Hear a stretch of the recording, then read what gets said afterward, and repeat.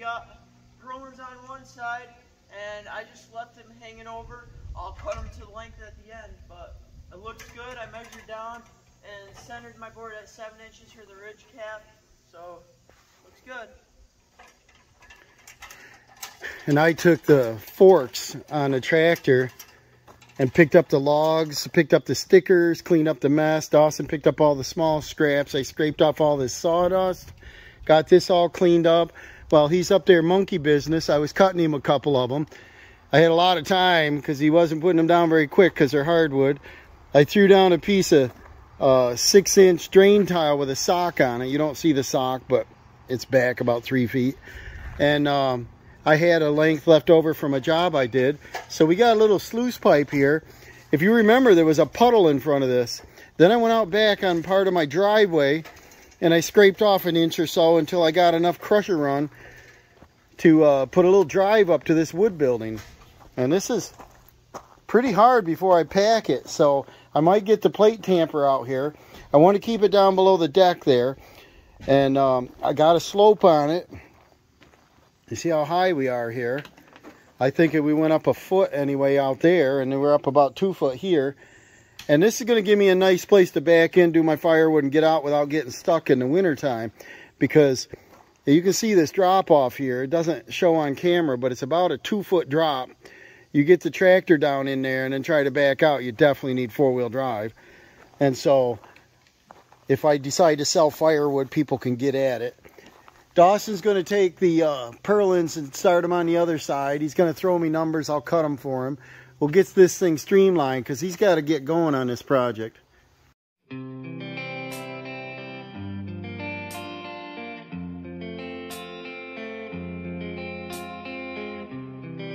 Alright, here's my marketplace find. Nice brand new stuff, no scratches, nothing. This is considered charcoal gray. This is 26 gauge steel, 5 rib, 36 inches. So this is thick stuff compared to the stuff we use is usually 26 gauge.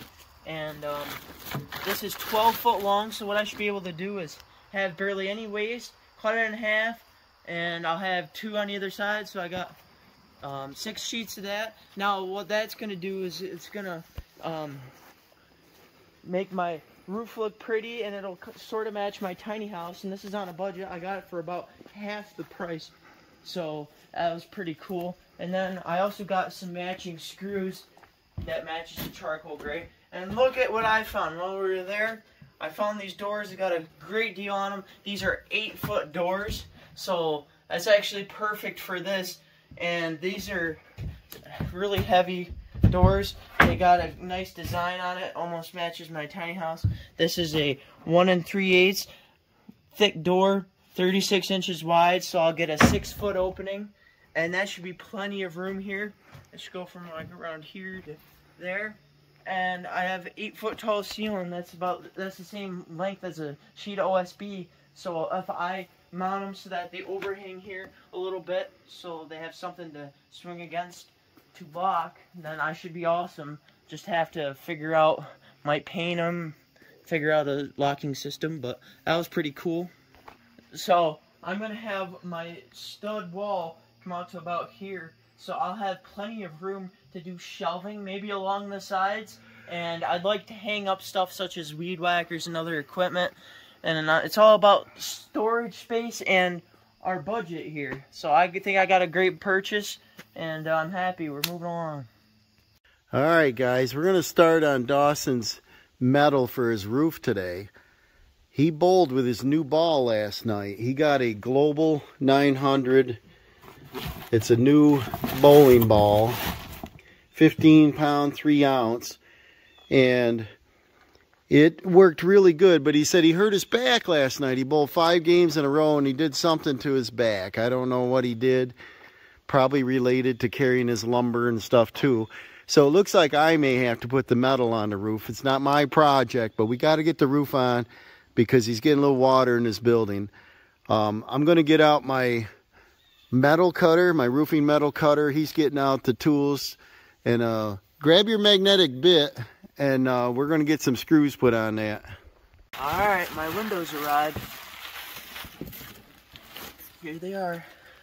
This is a 16 by 16 hopper window, and this will fit right in between my studs. I'll just have to do a little framing. What I'm thinking is using this as a ventilation system to circulate air, and I'd like to put 2 either end in my loft area up above on my gable ends, and this swings inward, so there's no possible way for rain to get in unless it's got a super strong wind current. And it's also got a screen on the front for buggies, keep them out. And this was the most affordable window I could find, and you know, it's only a shed, only a barn, so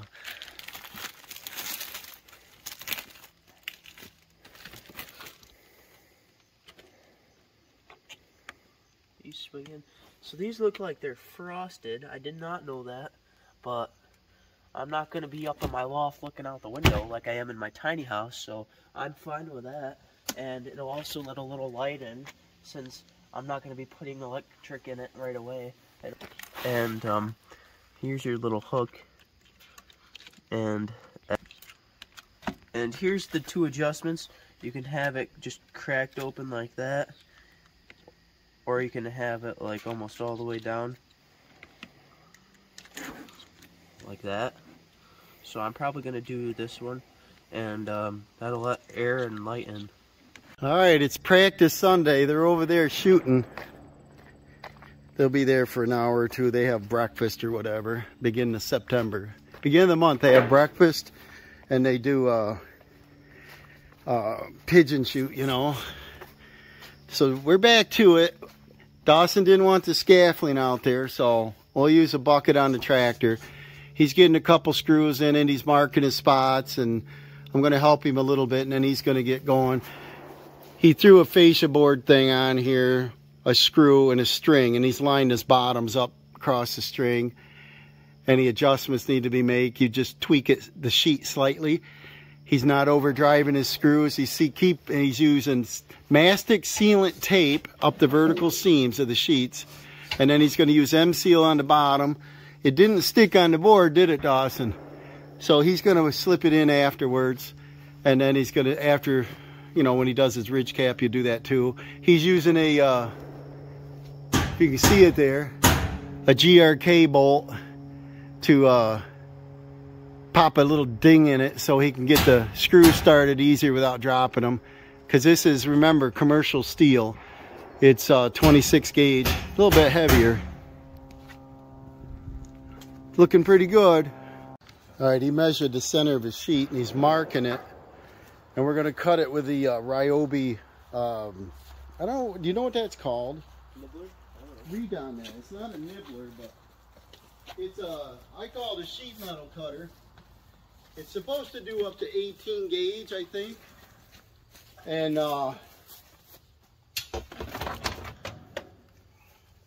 yeah, it says 18 gauge. What is this thing?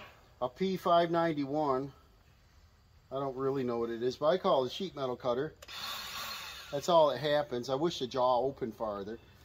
Very hard to go over this when it's not flexible. So Dawson, he tries to bend that while I cut it. It does straights really nice, just hard to go over the rib. So I think when Ryobi comes out with a nibbler, would be really nice. I would do this.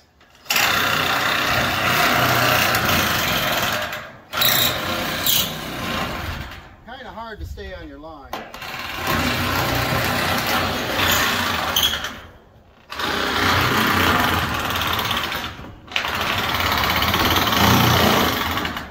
And the more he bends it, the easier it goes in there.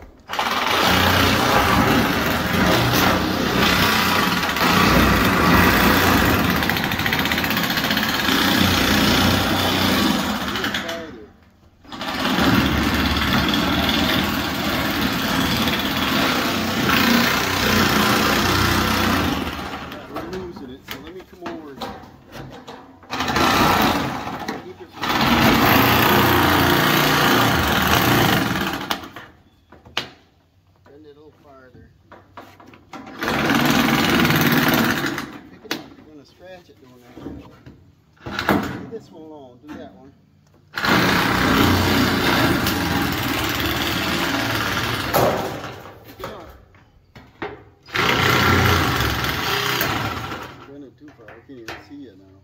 Bring it back a mile.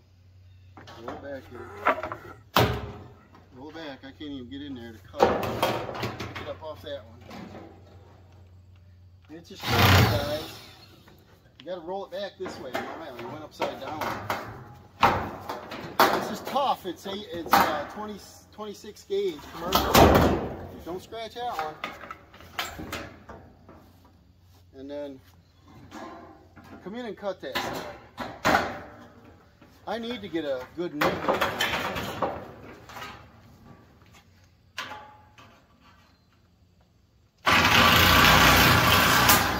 Grab him. Grab this one. You got him? I don't want to scratch the sheet next to us. And then that's the one you need. And then this one goes on the other side. So remember, this profile has this extra spot on it. He wants the factory edge visible, so our cut will be up above. And then he's doing his sealant tape on this seam. Just unwind it as you go. Don't stretch it. And then I don't know, with a pitch like that, it's not going to leak sideways anyway. But I've always done mastic sealant tape. And over here on his floor, he's got the expanding foam seal that sticks down. And that swells up to be about 1 inch or so.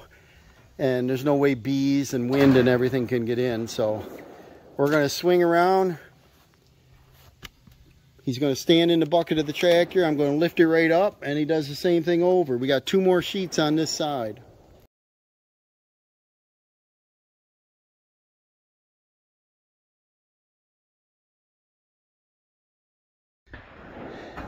And for the ones he's not setting all the screws now, he's just marking the center of the purlin so he knows he won't miss when he puts the screws in later. And then, remember, he's going to put the gasket across the bottom here, so that's why the bottom looks like it's up, because it is. There's no screws in it. All right, he's going to start the next one. This will be the final sheet, guys. He's going to mark the purlins and take his string down, and we're going to move over to the other side.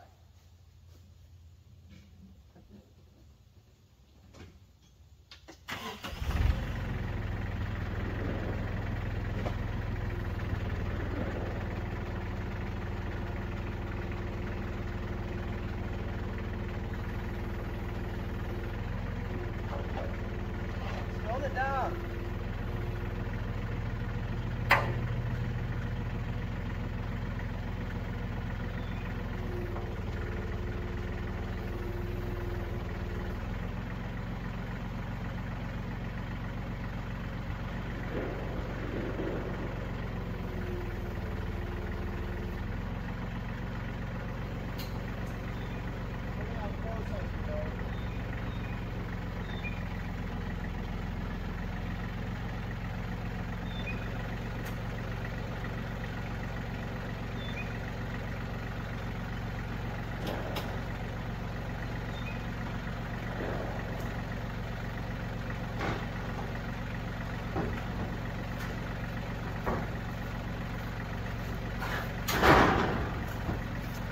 We're kind of putting them up there backwards. This is the starting edge he wanted, but we decided to start there because he didn't know where that look would finish out there. So he has to lift the pass sheet to slide it under, and then he's lined up on his string. He's going to mark his purlins and set some screws, and we're going to move over to the other side. I was going to help him get these set today, and then he can go back through off the ladder and put the screws in and the gaskets, and we'll start on the ridge cap after that. He's going around like a monkey boy. He decided to go ahead and screw them on while the tractor was there, and he's still climbing like a monkey. He wants my cougar paws. Don't scratch. You scratch it, you buy it. He's only got to do the bottom row, and he's got to do a fascia board anyway, so he's going to do that at the same time. I wanted to get those 2 rows of screws on. Nobody wants your kid sliding off the roof, do you? This way I'll catch him right in the bucket like a pile of what? What? Pile of poo, right? The tractor bucket, that's pretty reliable. It creeps down a little bit. It usually takes a while, but that's a little better than him up on the ladder, because the ladder kicked out on him a couple times because the ground slopes away over there, so the ladder's not level. We're going to pull around to this other side and start that. All right, he's got this side done. He's moving around, put his little rake board over here, and he's setting his string on his overhang he wants, whatever number that was. I don't care. So what we're going to do over here is the tractor won't fit in on the same angle. So the difference is I'm going to bring the tractor in straight, and he's going to start the first sheet on his mark, and that's all he can do. There won't be.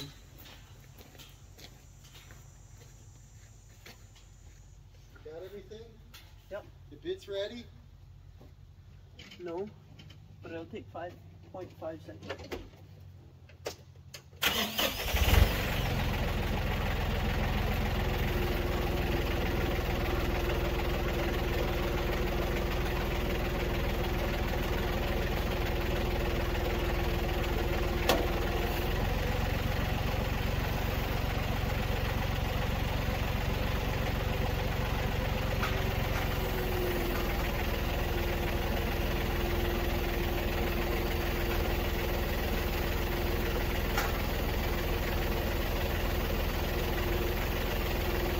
Hot.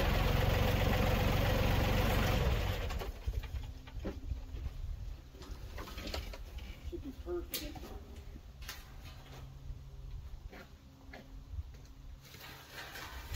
Just lean your body on it.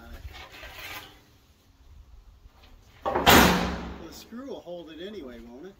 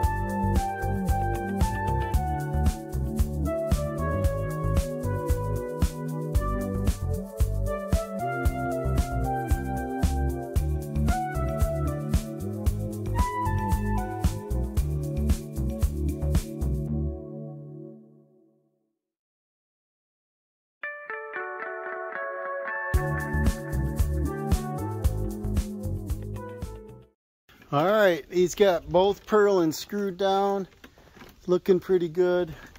The next thing he's going to do is start on the ridge cap. He's going to measure that up, and we'll probably have to bend that one. Now Dawson don't have a ridge cap, so he's going to use this little, I don't know, it's like a nibbler. I told him to cut it long straight, and he can use one sheet of steel, we'll throw it in the brake and bend it at the rib, and he'll have the same color. He's on a budget, so this is what we got to do.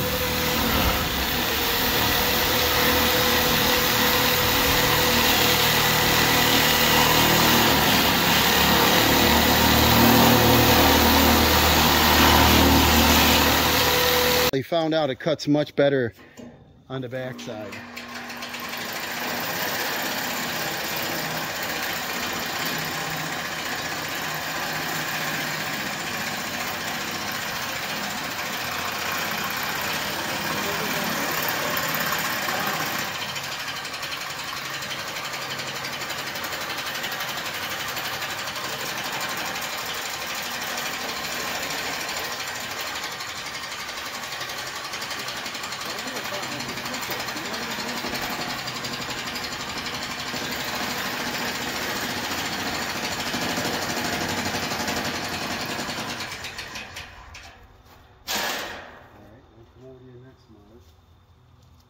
this to be the center.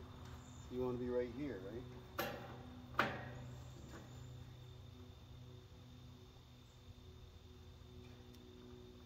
Right? See this?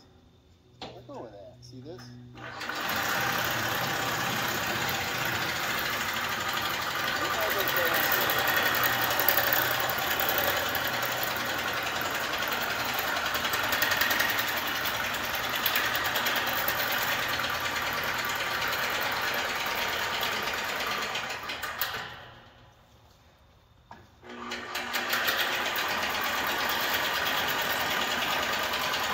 So that's going to work pretty good. We're going to set it in the brake and we can bend it right on that rib and it'll look pretty good. Well, that thing cut great, didn't it? We end up with a bunch of curly Q French fries here. So now you got to cut this off. And this stuff isn't bad. Feel it. Is it sharp? No. It's not, really. Is it? It does a nice job cutting.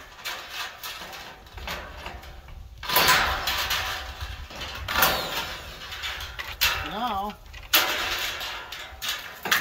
you want these long ribs or anything?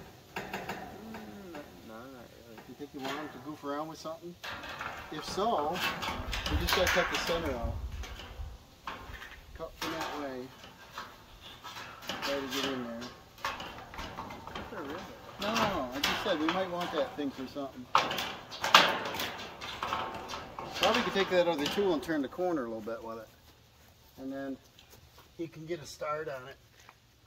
We don't know what we're going to play around with here yet, so. The only problem with this, though, is you can't cut across the ribs with it.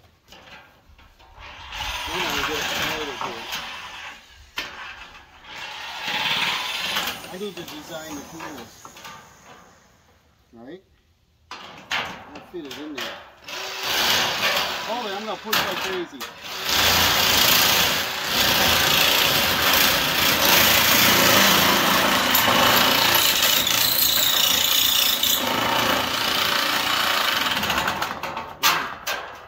Maybe.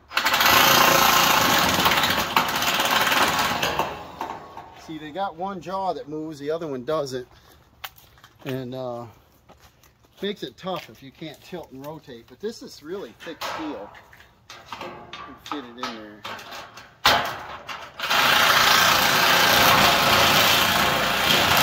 getting like cute now, so lift it up a hair. Lift it up in the middle.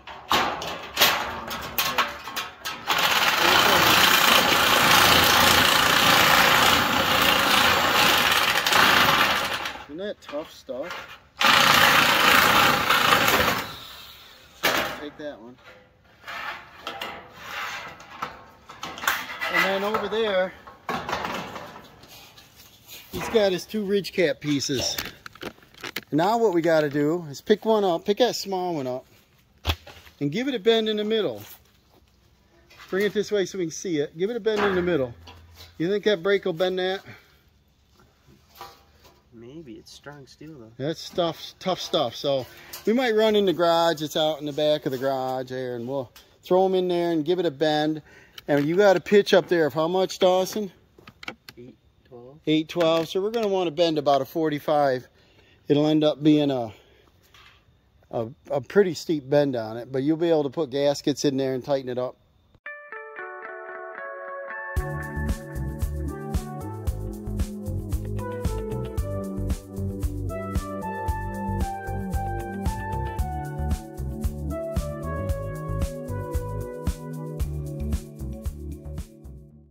All right, he's putting the ridge cap with the M seal stuck to the bottom of the ridge cap.